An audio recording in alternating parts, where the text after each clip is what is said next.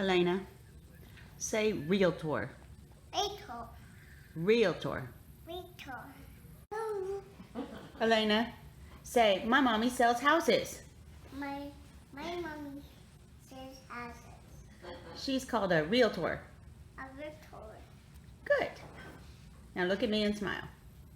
Yay! Welcome to my class, Real Estate Lingo.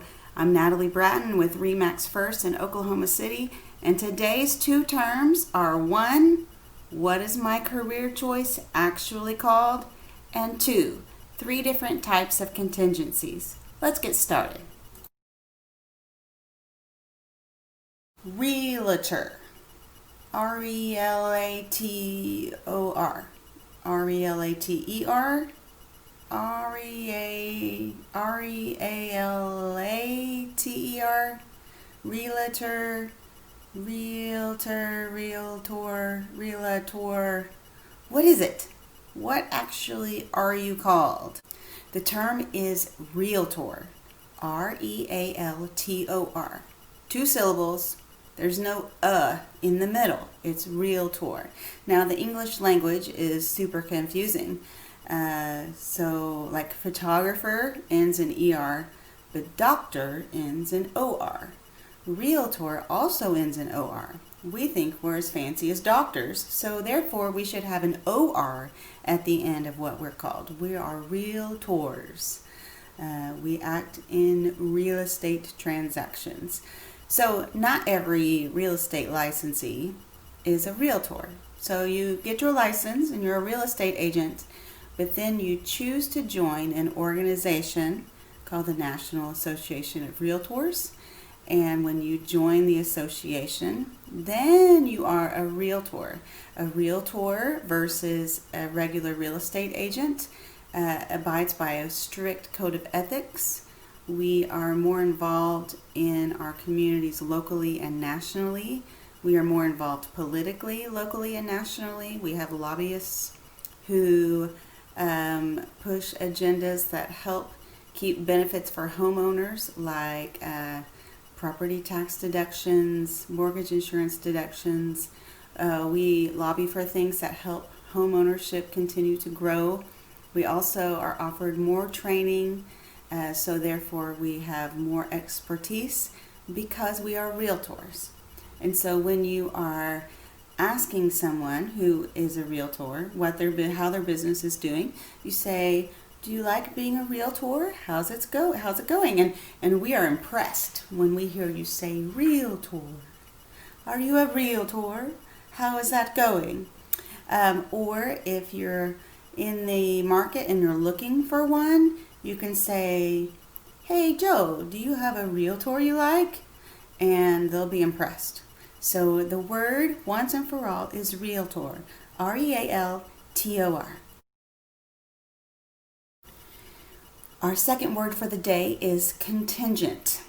So in regards to real estate, contingent is when an action is subject to certain terms being met. Maybe you having a good hair day is contingent upon the humidity level in the air. There are tons of contingencies in a real estate contract, but there are 3 that are the most popular. I'm going to take you through those 3 briefly. The first contingency is an inspection contingency or a home condition contingency. So if you're using the Oklahoma State contract, these contingencies are already built into the contract and the paperwork. If you're using a builder's contract or you're making up your own contract, which I don't recommend, but if you're doing that, you want to make sure that these contingencies are in your contract. Like I said, the first is property condition. So when you use the state contract, it says that you are buying this property subject to having home inspections and a investigation period. It's typically about 2 weeks here, but you as a buyer, you go in and you pay for a home inspection, termite inspection. You look up anything and everything that could possibly have to do with your property looking for anything that could possibly make you not want to purchase the property. And so you're saying, home seller, I want to buy your house contingent upon the property condition working out for me. Now, if you have inspections that turn up something that make you not want to buy the house, as long as you back out in the designated time period in the contract, you can get your earnest money back and back out with no problem. If you find this video slightly interesting, if you think listening to me is not too awful, please hit subscribe.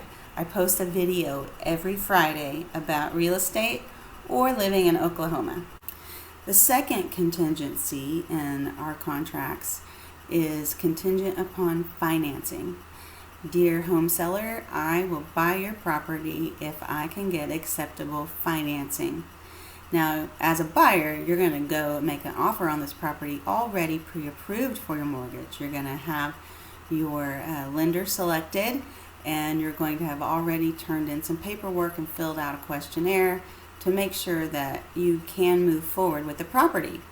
But the contract states that within 10 days of going under contract, you will fill out the full loan application, turn in all the documents needed, and then you'll know if your loan terms are acceptable or not.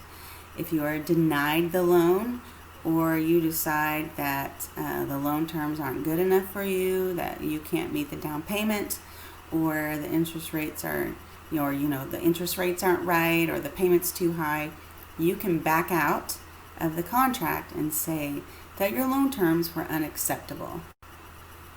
The third type of contingency is making your home purchase contingent upon selling the home you currently own.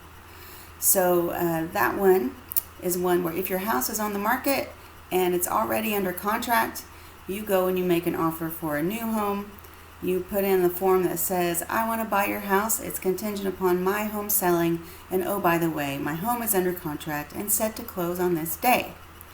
Home sellers have no problem with that form. They will work that offer and negotiate with you, and you can purchase their home. Now, there is another form that says, I want to buy your home contingent upon my home selling, and my home is not even on the market yet. Or my home is on the market, but it hasn't gone under contract yet. Sellers are more reluctant to accept that contingency. It just depends on the circumstances.